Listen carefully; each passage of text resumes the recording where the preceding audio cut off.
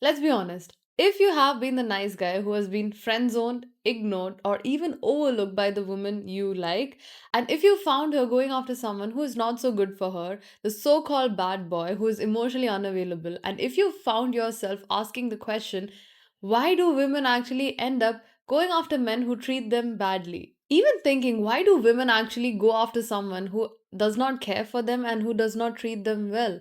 This is something I want to unpack in today's video. And the whole purpose of this video is not to blame anyone per se. It's just for you to understand what are the emotional patterns, the attachment styles that go into play that causes deep emotional wounds to even unravel in the process of a woman going after someone who's not great for her. So, if you're new here, I'm Vesh and I'm a men's relationship coach, and I help men heal their attachment issues, traumas, and their wounded masculinity in order for them to pursue meaningful connection with women.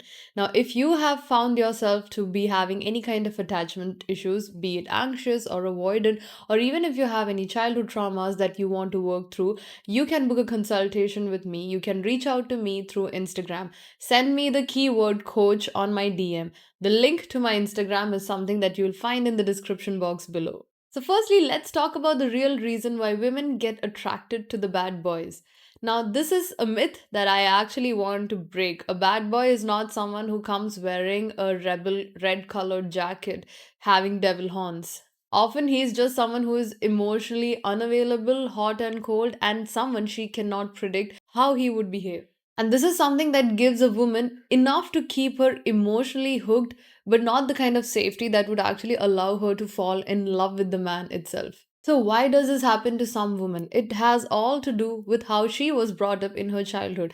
While growing up, if love was not consistent for her, if she did not get the consistent care from her parents, she basically equates love with something that has to be earned. She probably even equates love with a sense of anxiety. Now, think about it this way: when a girl child is actually growing up in a household where she is not getting love, she would do anything to get that affection from her parents. Parents are supposed to be our first attachment, the first people on this earth who are supposed to show us consistent love and care. But if we are not getting that from our parents, what happens to us? We do not have a secure attachment that we can form even as an adult as well.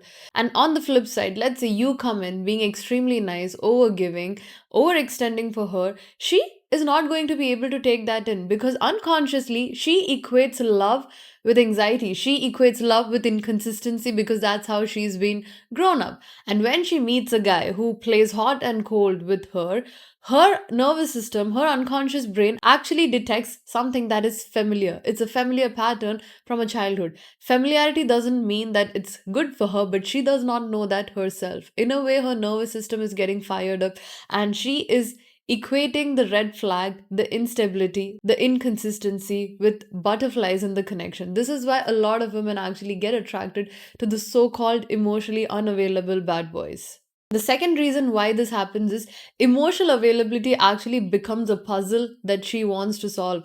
Now, I have even heard a lot of guys in the comment section saying that, hey, when I behave cold with someone, she gets attracted to me. But when I'm nice to her, she doesn't get attracted to me. This is a sign that she has traumas within her. An emotionally mature woman would never ever tolerate inconsistent behavior with you. The fact that you also feel the necessity to play such games with someone is a sign that you might also have some attachment issue that you need to even work on. The more distant or emotionally unavailable a man is, the more her inner child actually feels that if I can make this man love me, I will finally in my life feel that I am enough and I am worth it. And this is the thought process that goes in her brain when she is actually unconsciously going after men who are not great for her mental health or even her nervous system. And this often leads to a dynamic where she tries to overanalyze the connection. She tries to prove herself to the other person. In a way, the roles kind of reverse. So, what you go through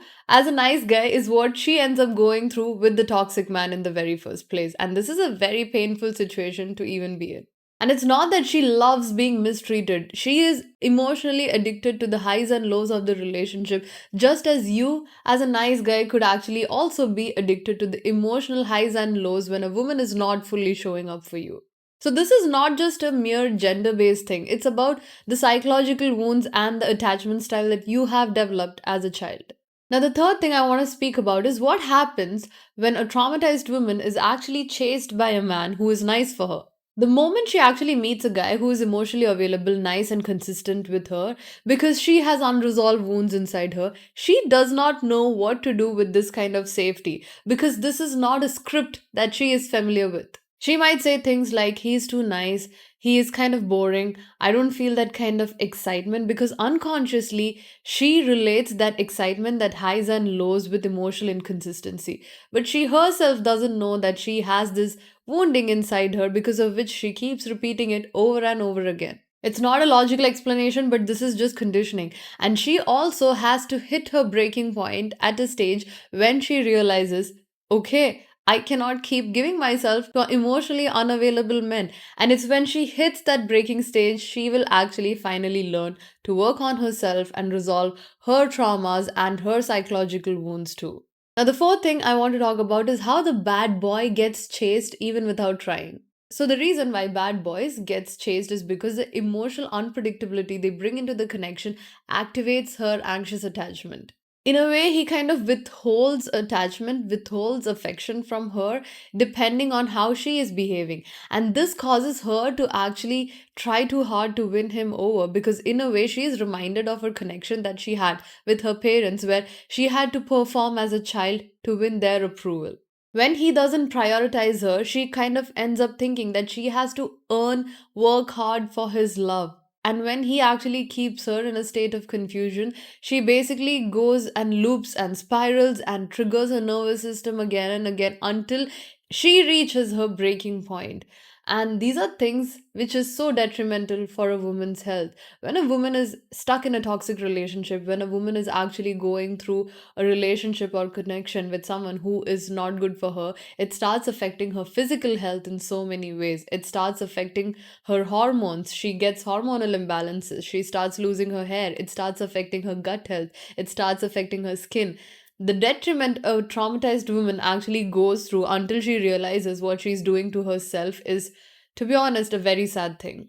Now, the next thing I want to talk about is how a conscious woman actually loves differently. Now, a conscious woman is someone who has identified her patterns, worked on herself, has a good amount of self love, self esteem, has healthy boundaries for herself, and has the discernment to actually identify if a connection is good for her or not. She is not someone who will get pulled into being with a nice guy because she doesn't feel safe around him, and she is not someone who's going to end up even with a bad guy because she doesn't feel safe around him as well. A conscious woman needs a conscious man, someone who does not indulge in people pleasing habits, and someone who's not emotionally unavailable as well.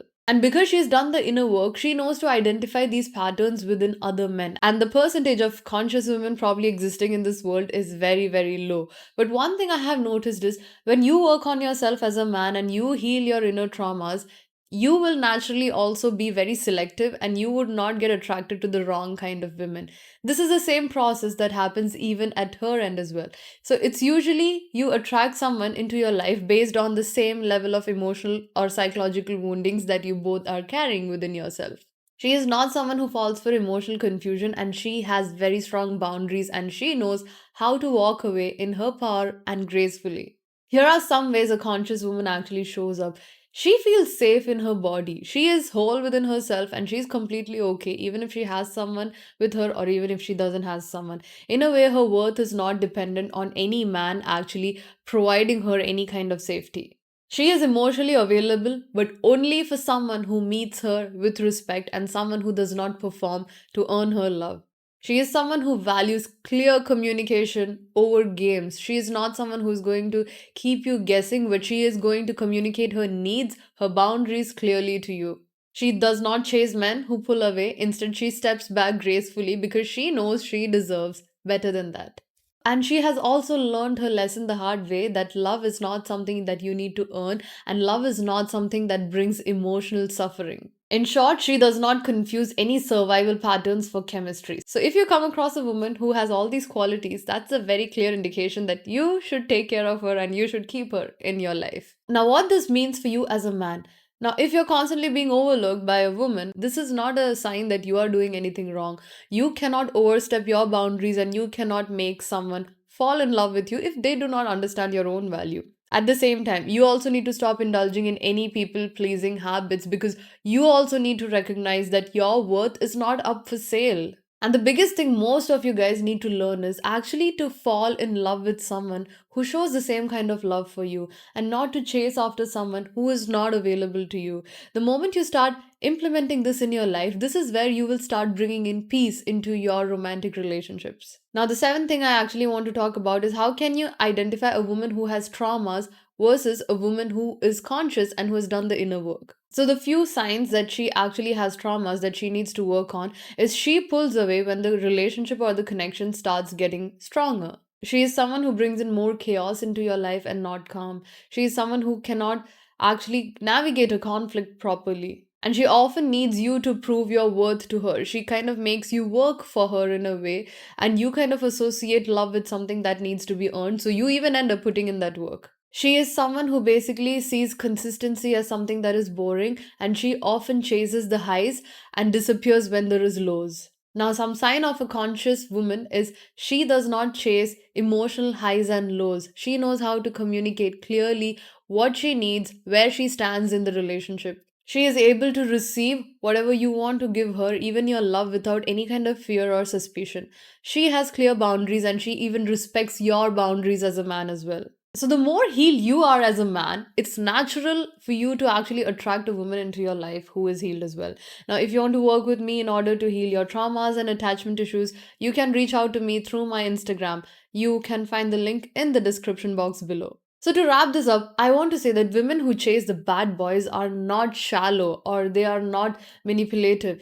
They have a lot of inner work they need to do. They have a lot of traumas that they need to work through. And it's because of the lack of it, they're getting attracted to people who are not good for them. At the end of the day, these women are also human beings. They are also craving love, and they do not know how to receive love in a healthy way. So it doesn't make anyone a bad person, in fact. They are just responding to emotional pain that they haven't understood fully by themselves, but it is not your role as a person to actually go into the loop of fixing her or educating. One thing I can tell you is a woman needs to come to this conclusion by herself, that she is not dealing with people who love bomb her, or she is not dealing with people who are being inconsistent with her. It's the decision that she makes for herself where the shift actually happens within her. You cannot be the fixer, and you cannot try to save someone from their own misery. So kindly do not take up any relationship as a project that you need to work on. So I hope this episode was helpful and it was insightful for you, and I'll see you guys in the next one.